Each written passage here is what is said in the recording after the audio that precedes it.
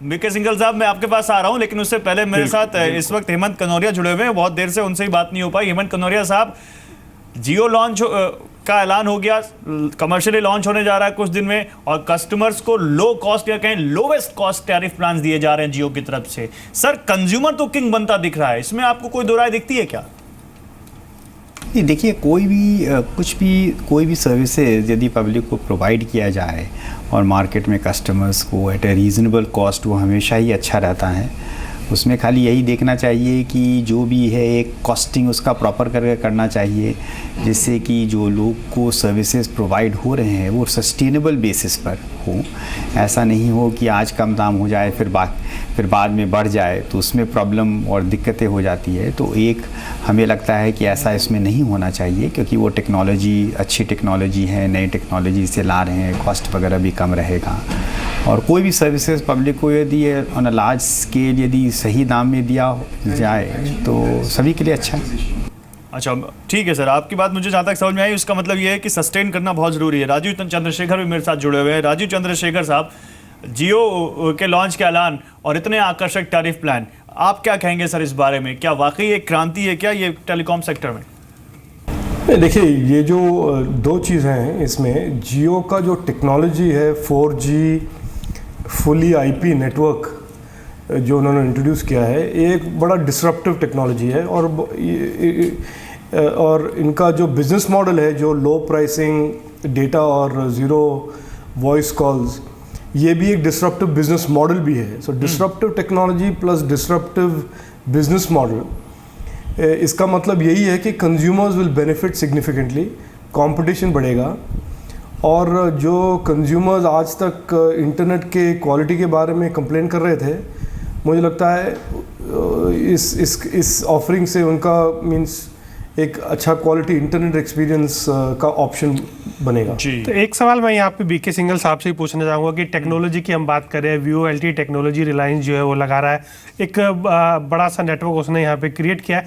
आपको लग रहा है कि 4G हैंडसेट्स अभी उस हिसाब के नहीं होंगे मार्केट में भी, इतना पेनिट्रेशन नहीं होगा, लोगों के पास वो नहीं होगा, तो आपको लगता है कि ये प्लान सिर्फ कुछ सीमित लोगों तक ही रहेगा, ये जो दे रहा है रिलायंस जियो अभी?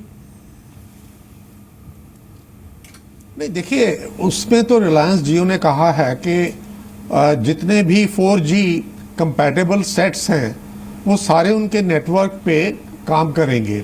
एक तो ये पॉइंट है, और दूसरा उन्होंने जो है अपना लाइफ भी जो क्रिएट किया है वो भी तकरीबन स्पेसिफिक सा है।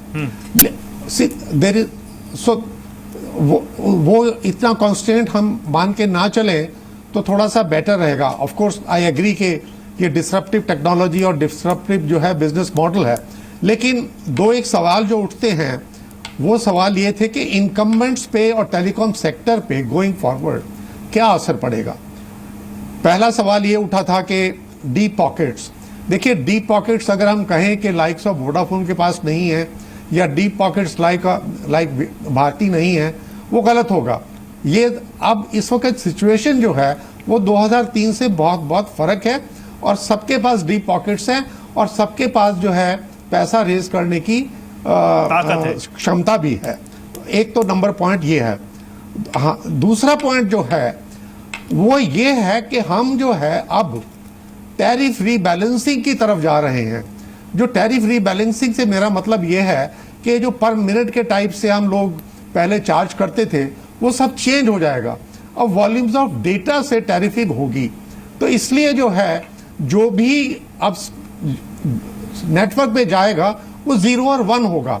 सो उस पर भी गौर करना होगा कि टैरिफ रीबैलेंसिंग जो होने के कारण अब चाहे वॉइस फ्री दे दीजिए चाहे वॉइस नहीं फ्री दे दीजिए, ये तो एक साइकोलॉजिकल इंपैक्ट क्रिएट होगा कंज्यूमर पे कि हम मुफ्त पे मिल रहा है, लेकिन कहीं ना कहीं से वो इसको पैसा जरूर दे रहे हैं। ठीक है।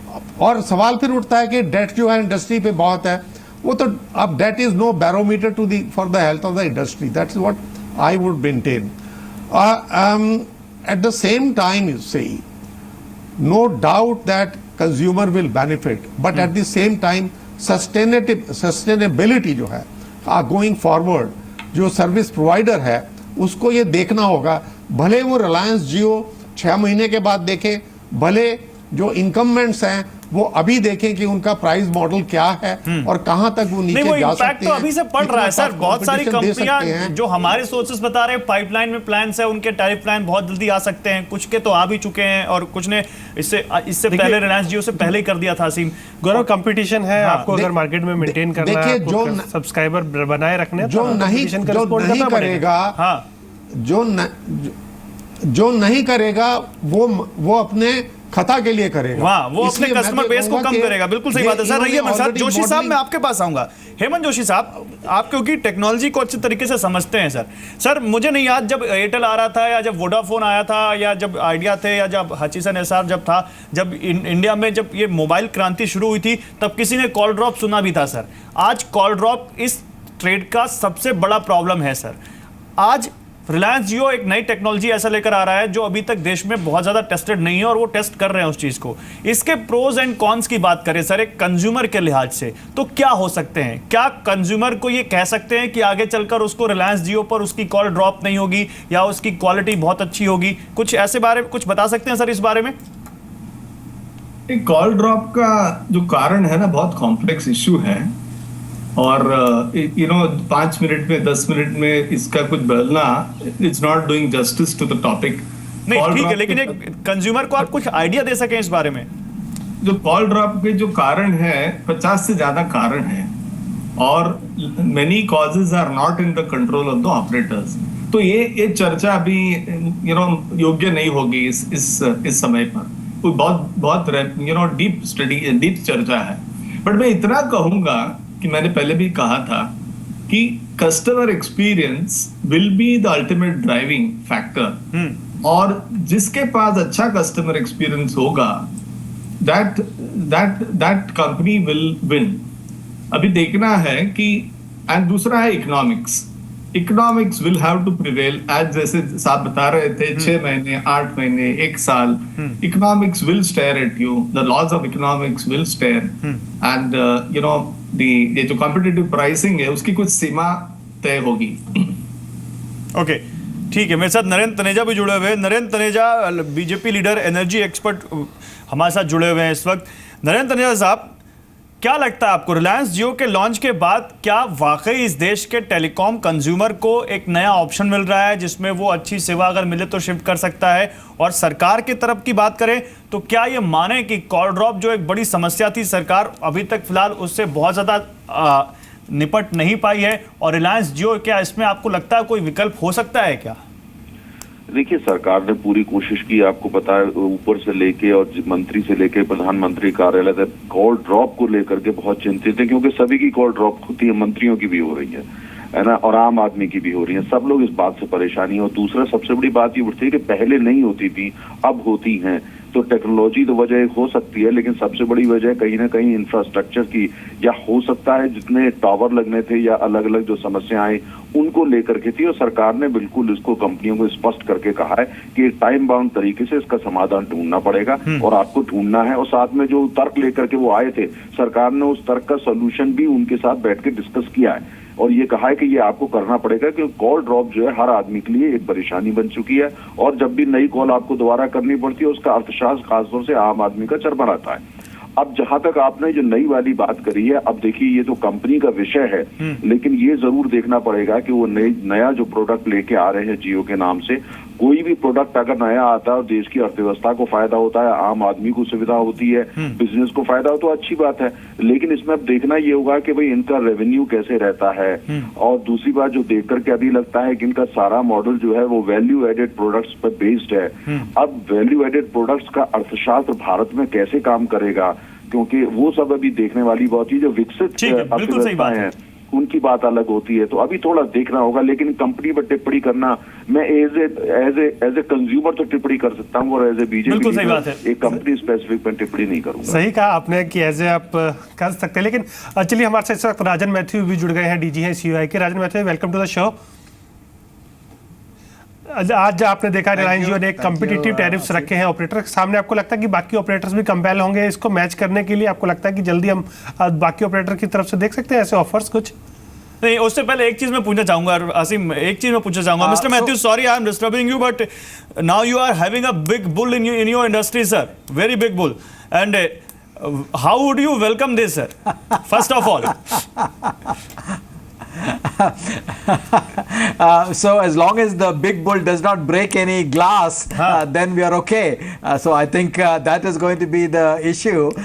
So as long as the competition is fair, as long as we can compete in a fair and equitable manner, I think that is going to be welcome. I think Mr. Ambani himself said it right. He says, listen, competition enhances innovation and is good for the consumer. We believe that, and as long as we keep it there, I think everybody will be in a good position. वैसे आज अपनी AGM में उन्होंने आपसे appeal भी की है कि आप इंटरकनेक्शन जो है उनको देंगे अभी ताकि उनका कंज्यूमर सफर ना करे. So what's your view on that, whether you will be providing interconnection, because now we can say it is a commercial launch from the Jio. Hopefully all sides, both RIL Jio as well as the incumbent operators, agree that RIL Jio is now in commercial service if it has not already been so. If that is agreed by both parties, I think there can be good progress made forward, because the terms of interconnection will now become clearer, because the regulation requires the incumbents to respond to capacity requests within a defined time-bound manner. So I think once that is settled, I think you will see progress in terms of meeting RIL Jio's requirements. And but one thing more I want to ask Mr. Matthews. You know the industry very well. You know the consumer behavior very well. Now, what do you think the technology Reliance Jio is going to use? How will it impact a consumer, and how will it attract a consumer? Do you think that it is feasible right now in this country? Infrastructure is ready to have this technology, and do you think that this technology will prevail, and this is the time that this technology will prevail more than that 2G technology we are using right now? VoLTE I am talking about. So very clearly the VoLTE application, which is a voice application on an LTE network, has been the challenge all along, because LTE networks are designed for data. When you introduce voice, what usually happens is that voice traffic has to be made priority. When you make voice priority, then it cannibalizes data capacity. That is why data networks are not too keen to offer voice. But if it is going to be offered, the quality has to be good. Now, several consumers who have tested it have said that the voice quality is very good, that the experience of the customer is very good. So I think it is going to be a very competitive and compelling product. Then so far the Reliance Jio is not charging anything from the consumer. Do you think this is a commercial launch, or it is still a soft launch? It's still a trial? In our opinion, in the sense of the incumbent operators who have made a representation on this matter, they believe that commercial service began even before this. So today's launch prescriptions in terms of tariffs, in terms of what is going to be done, all of that only gives additional data to say that actually this is a commercial activity. So and regarding this, you went to try for this. Agree that this is the case.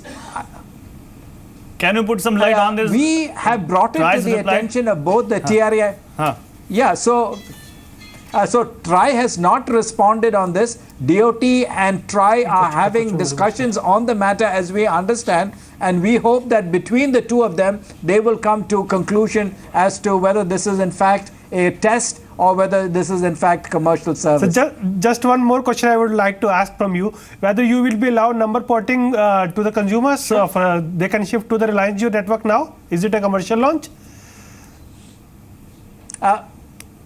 So once there is a commercial launch that is established on both sides of the parties, then clearly MNP is a requirement of commercial launch, and our incumbent operators have said that they will be absolutely willing to comply with the rules and regulations for commercial launch and service.